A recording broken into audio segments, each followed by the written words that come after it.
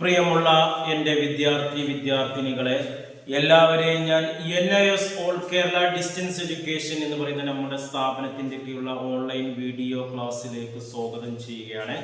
ഇന്ന് ഞാൻ നിങ്ങൾക്ക് മുമ്പിൽ പ്രസന്റ് ചെയ്യുന്നത് NIS +2 പൊളിറ്റിക്കൽ സയൻസിന്റെ ന്യൂ സിലബസ് അനുസരിച്ചുള്ള 4ാമത്തെ ചാപ്റ്ററാണ്. മേജർ പൊളിറ്റിക്കൽ തിയറീസ് എന്ന് പറയുന്ന ചാപ്റ്ററാണ് നിങ്ങൾക്ക് മുമ്പിൽ അവതരിപ്പിക്കുന്നത്. ആദ്യമായിട്ട് എൻ്റെ വീഡിയോ കേൾക്കുന്ന എല്ലാവരും ലൈക്ക് ചെയ്യുക, ഷെയർ ചെയ്യുക, കമൻറ്റ് ചെയ്യുക, സബ്സ്ക്രൈബ് ചെയ്യുക. നമുക്കറിയാം 2024 മുതൽ തുടർന്നുള്ള ബാച്ചിൽ പരീക്ഷ എഴുതുന്ന വിദ്യാർത്ഥികളുടെ സിലബസിൽ പുനഃക്രമീകരണവും ക്വസ്റ്റ്യൻ പേപ്പറിൻ്റെ മോഡലുകളും മാറ്റമുണ്ട് എന്ന് ഞങ്ങൾ അറിഞ്ഞിട്ടുണ്ടായിരുന്നു. അപ്പോൾ അതിൻ്റെ അടിസ്ഥാനത്തിലാണ് നമ്മൾ ക്ലാസ്സുകൾ ഇവിടെ അവതരിപ്പിക്കുന്നത്. പുതിയ സിലബസ് പ്രകാരം ടെക്സ്റ്റ് ബുക്കുകളും ഗൈഡുകളൊക്കെ നിങ്ങൾ പഴയ തന്നെ ഫോളോ ചെയ്താൽ മതി. അതിൽ മൊത്തം ചാപ്റ്റേഴ്സിൻ്റെ 60% മാത്രം പബ്ലിക് എക്സാമിന്, ബാക്കി 40% അസൈൻമെൻ്റ് ആണ്. ആ 60% പബ്ലിക് എക്സാമിൻ്റെ ചാപ്റ്റർ നമ്മൾ വീഡിയോ ചെയ്തിട്ടുണ്ട്. ഓക്കെ, നമ്മുടെ പ്ലേലിസ്റ്റിൽ ന്യൂ സിലബസ് ക്ലാസിൻ്റെ പ്ലേലിസ്റ്റിൽ കാണാൻ കഴിയും ഏതൊക്കെയാണ് 60% പബ്ലിക് എക്സാമിന് വരുന്നത്. അത് നിങ്ങളുടെ ടെക്സ്റ്റ് ബുക്കിൽ അല്ലെങ്കിൽ ഗൈഡിൽ പോയിന്റ് ചെയ്തിട്ട് അതാണ് നിങ്ങൾ പഠിക്കേണ്ടത്. ബാക്കി 40% നമ്മൾ പഠിക്കേണ്ട ആവശ്യമില്ല. അതിൽ തന്നെ നമുക്ക് ക്വസ്റ്റ്യൻ പേപ്പർ നോക്കുകയാണെങ്കിൽ ആദ്യത്തെ 20 ക്വസ്റ്റ്യൻസും ഓരോ മാർക്കിൻ്റെ, അത് നമ്മൾ സെപ്പറേറ്റ് വീഡിയോ ചെയ്യുന്നുണ്ട്. ടെക്സ്റ്റ് ബുക്ക് ബേസ്ഡ് ആയിട്ടാണ് നമ്മൾ ചെയ്യുന്നത്. പിന്നെ വരുന്ന ക്വസ്റ്റ്യൻസ് 2 മാർക്ക്, 3 മാർക്ക്, 5 മാർക്കിൻ്റെ, അത് ഗൈഡ് ബേസ്ഡ് ആണ് നമ്മൾ അവതരിപ്പിക്കുന്നത്. ഓക്കെ, അപ്പോൾ ആദ്യത്തെ 2 ചാപ്റ്റർ നമുക്ക് പബ്ലിക് എക്സാമിനില്ല. 3ാമത്തെയും 4ാമത്തെയും ചാപ്റ്റർ മുതലാണ് നമ്മൾ തുടങ്ങി വരുന്നത്. കഴിഞ്ഞ വീഡിയോയിലൊക്കെ നമ്മൾ 3ാമത്തെ ചാപ്റ്റർ അവതരിപ്പിച്ചതിൽ നമ്മൾ 4ാമത്തെ ചാപ്റ്ററിന്റെ 2 മാർക്കിന്റെയും 3 മാർക്കിന്റെയും 5 മാർക്കിന്റെയും എങ്ങനെ ആൻസർ ചെയ്യാമെന്നാണ്. ഇനി 1 മാർക്കിന്റെ നമ്മൾ മറ്റൊരു വീഡിയോയിലും അവതരിപ്പിക്കുന്നതാണ്. ഓക്കെ, പരീക്ഷകൾ ക്വസ്റ്റ്യൻസ് ഇംഗ്ലീഷിലാണ് വരിക. മലയാളത്തിൽ എഴുതുന്നവർക്കും ഇംഗ്ലീഷിൽ എഴുതുന്നവർക്കും ക്വസ്റ്റ്യൻസ് ഇംഗ്ലീഷിലാണ് വരിക. അപ്പോൾ ഇംഗ്ലീഷിൽ ക്വസ്റ്റ്യൻ വന്നു കഴിഞ്ഞാൽ അതിന്റെ അർത്ഥം എങ്ങനെ മനസ്സിലാവും, മലയാളത്തിൽ എങ്ങനെ പ്രാക്ടീസ് ചെയ്യാം എന്നുള്ള ഒരു കോൺഫിഡൻസ് കിട്ടാൻ വേണ്ടിയിട്ടാണ് ബോർഡിൽ ക്വസ്റ്റ്യൻസ് ഇംഗ്ലീഷിൽ എഴുതി നമ്മൾ എന്ത് ചെയ്യുന്നത്, പരീക്ഷകൾക്ക് എളുപ്പമാകാൻ വേണ്ടിയിട്ടാണ് ഇങ്ങനെ ഈ രീതിയിൽ നമ്മൾ അവതരിപ്പിക്കുന്നത്. ഈ 4ാമത്തെ ചാപ്റ്ററിൽ ഏകദേശം നമ്മൾ 11 ക്വസ്റ്റ്യൻസ് ബോർഡിൽ എഴുതിയിട്ടുണ്ട്. ആ 11 ക്വസ്റ്റ്യൻസ് നമ്മൾ വായിക്കും, അതിന്റെ ആൻസറും വായിക്കുന്നതാണ്. നമ്മുടെ ചാപ്റ്ററിന്റെ ഒരു മേജർ പൊളിറ്റിക്കൽ തിയറി, പ്രധാനപ്പെട്ട രാഷ്ട്രീയ സിദ്ധാന്തങ്ങൾ ഏതൊക്കെയാണ്. First questions, what are the major political theories? ഏതാണ് പ്രധാനപ്പെട്ട രാഷ്ട്രീയ സിദ്ധാന്തം ഏതൊക്കെയാണ്? അതിൽ ഒന്ന് പറയുന്നത് ലിബറലിസം, 2ാമത് പറയുന്നത് മാർക്സിസം, 3ാമത് പറയുന്നത് ഗാന്ധിസം. ഇപ്പൊ ലിബറലിസം, മാർക്സിസം, ഗാന്ധിസം, ഇതാണ് പ്രധാനപ്പെട്ട രാഷ്ട്രീയ സിദ്ധാന്തങ്ങൾ എന്ന് പറയുന്നത്. 2ാമത്തെ ചോദ്യം, ഡിഫൈൻ ലിബറലിസം. എന്താണ് ലിബറലിസം എന്ന് പറയുന്നത്? Explain main doctrine of liberalism. ലിബറലിസത്തിന്റെ ഡോക്ട്രൈൻ എന്ന പ്രധാനപ്പെട്ട സിദ്ധാന്തങ്ങൾ ഏതൊക്കെയാണ്, തത്വങ്ങൾ ഏതൊക്കെയാണ്? ലിബറലിസത്തിന്റെ പ്രധാനപ്പെട്ട തത്വങ്ങൾ വിശദീകരിക്കാനാണ് പറയുന്നത്.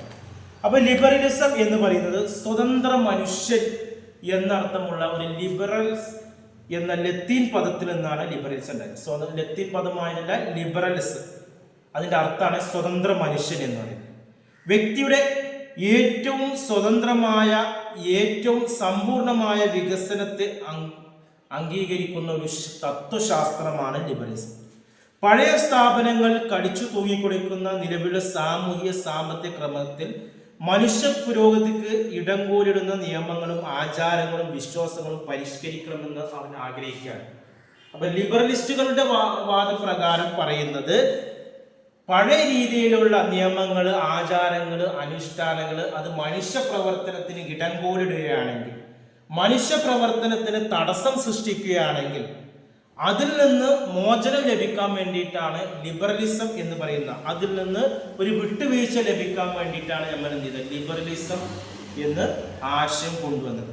അതിന്റെ പ്രധാനപ്പെട്ട തത്വങ്ങൾ എന്ന് പറയുന്നത്, ഒന്ന് പറയുന്നത് ഒരു വ്യക്തിയുടെ മാന്യതയാണ്, dignity of the individual liberalism എന്ന് പറയുന്നത്.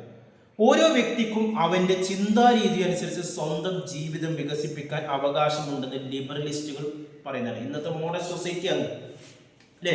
ഓരോ വ്യക്തിക്കും അവന്റെ മനസ്സിലുള്ള ചിന്തകളും ആശയങ്ങളും വെച്ചിട്ട് അവന്റെ ജീവിതം എത്രത്തോളം മെച്ചപ്പെടുത്താം എന്നുള്ളതാണ് ലിബറലിസത്തിന്റെ 1ാമത്തെ തത്വം പറയുന്നത്, വ്യക്തിയുടെ മാന്യത എന്ന് പറയുന്നത്. അതനുസരിച്ച് അവന്റെ കഴിവുകൾ വികസിക്കാൻ കഴിയുന്നുണ്ട്.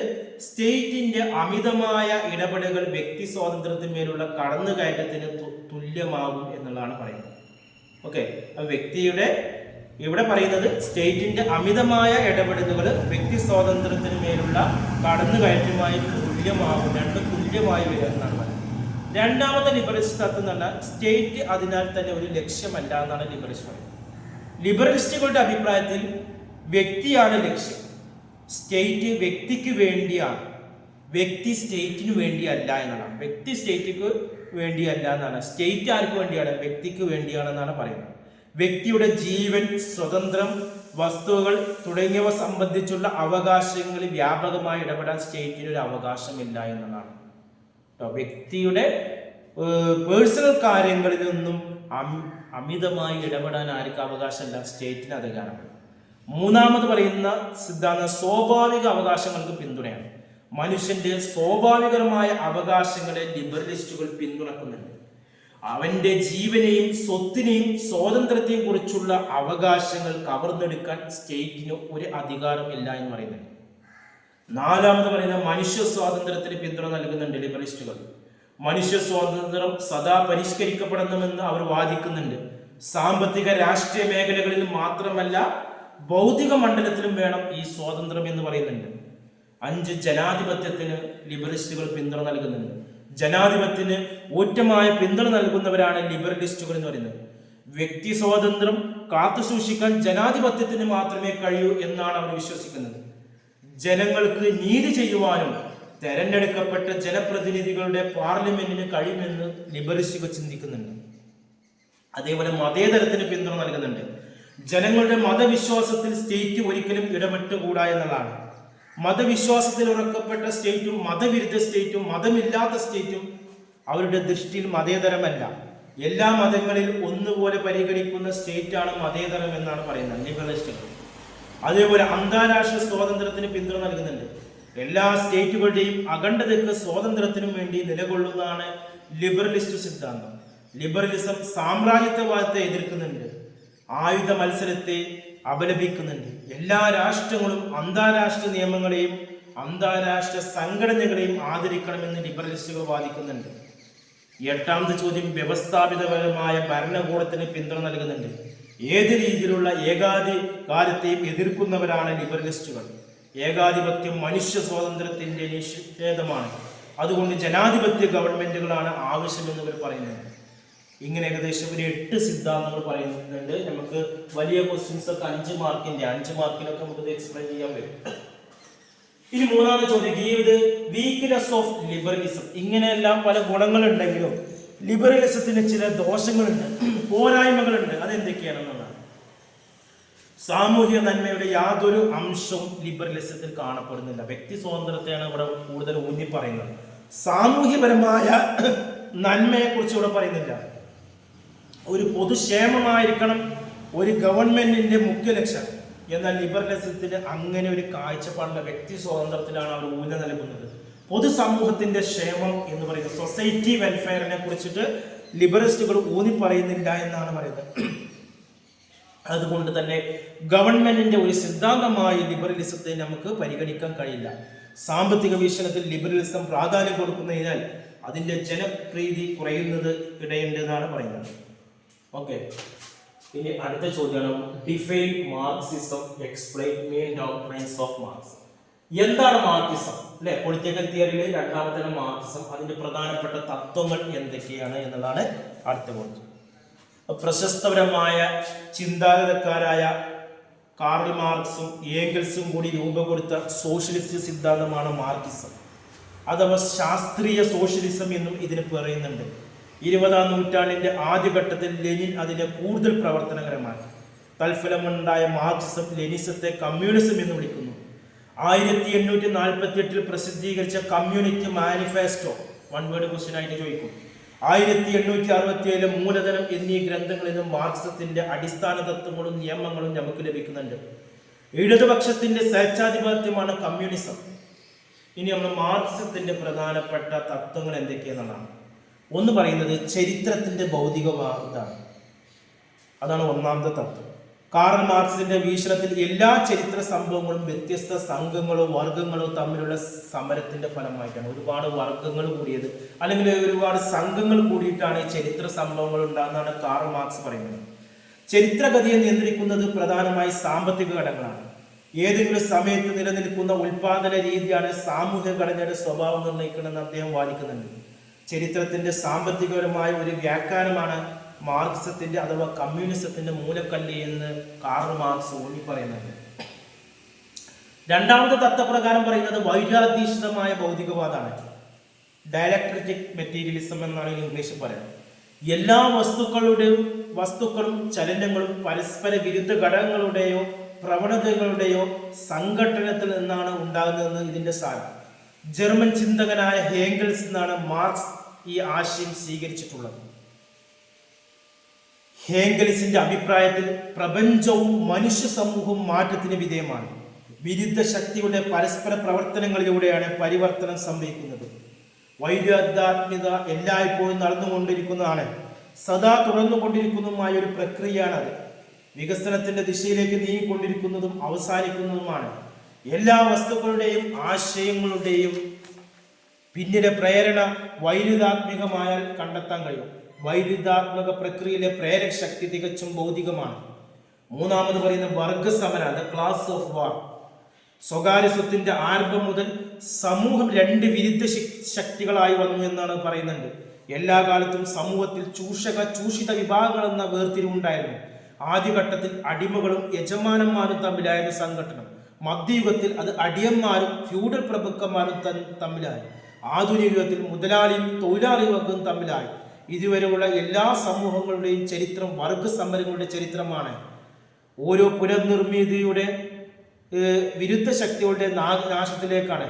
ആധുനിക സമൂഹത്തിൽ മുതലാളി വർഗം തൊഴിലാളി വർഗത്തെ ചൂഷണത്തിന് മുതിരുന്നുണ്ട്. തൽഫലമായി തൊഴിലാളികളുടെ അവസ്ഥ കൂടുതൽ ദുരിതപൂർണമായി തീരുന്നു.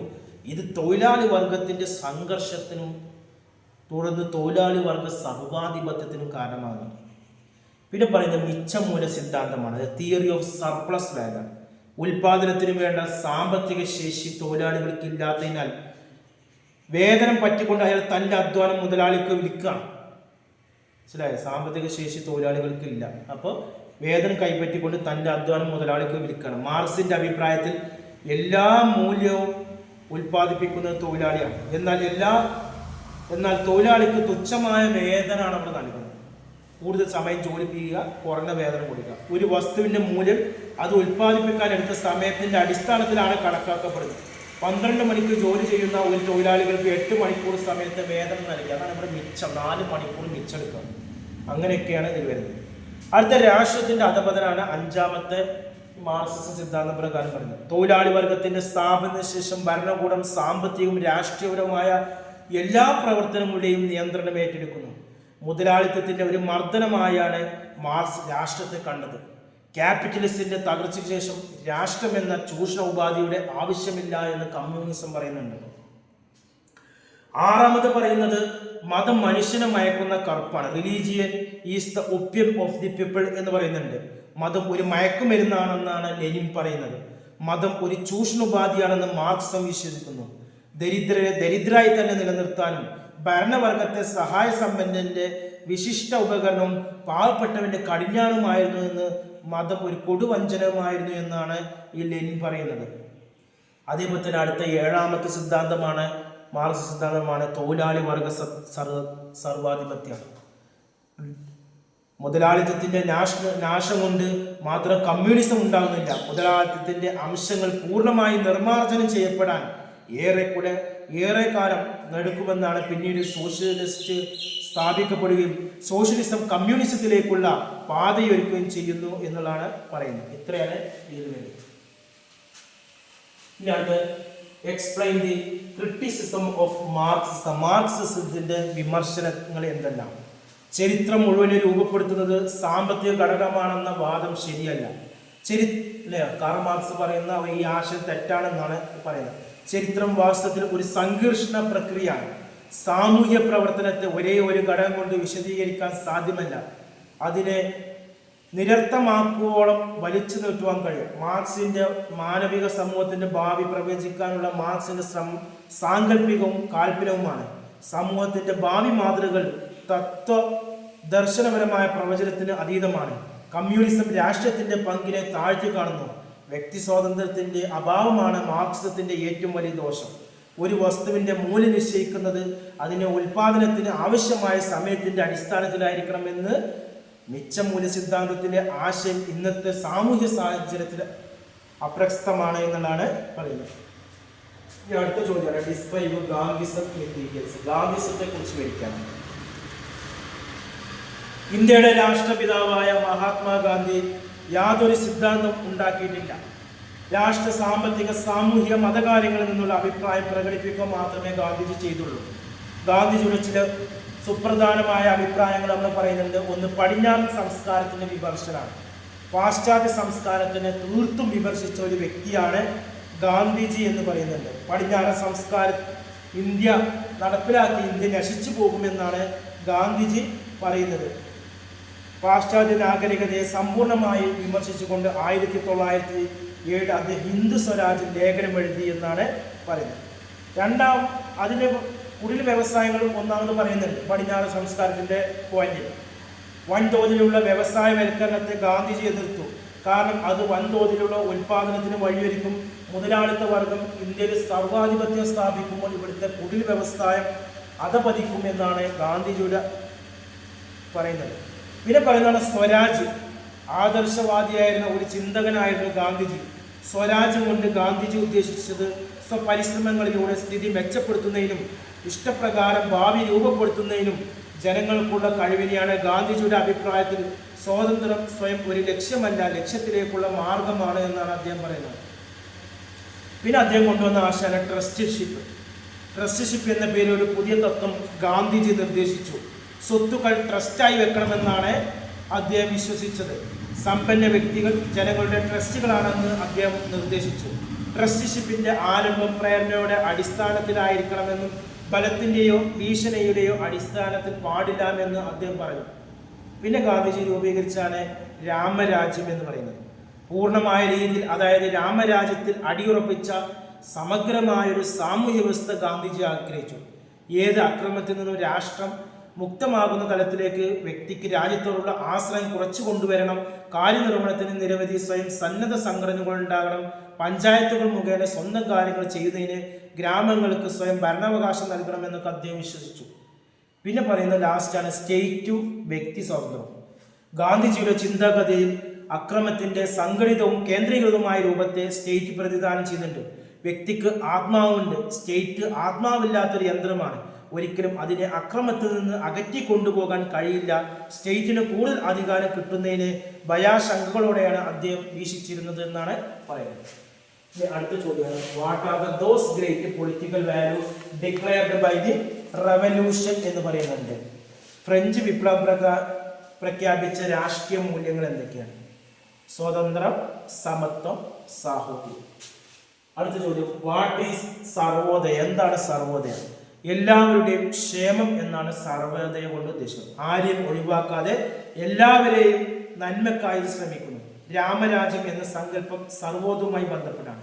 സർവോദയയുടെ വക്താവായ മഹാത്മാഗാന്ധി, ആചാര്യ വിനോബാവ, ജയപ്രകാശ് നാരായണൻ തുടങ്ങിയവർ സർവമണ്ഡലങ്ങളിലൂടെയും, അതായത് ആത്മീക, ധാർമ്മിക, ഭൗതിക രംഗങ്ങളിലെ വികസനമാണ് ലക്ഷ്യമാക്കുന്നത്.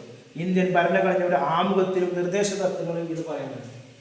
9ാമത്തെ ചോദ്യം ഊയിസ് ബോർഗീസ്, അതായത് എന്താണ് ബോർഷ? ബുർഷ എന്ന് പറഞ്ഞാൽ എന്താണ്? മാർക്സിയം സോഷ്യലിസ്റ്റ് വീക്ഷണത്തിൽ തൊഴിലാളികളെ ചൂഷണം ചെയ്ത് ജീവിക്കുന്ന മുതലാളിത്ത സമൂഹത്തിലെ മധ്യവർഗത്തെയാണ് ഇത് പറയുന്നത്.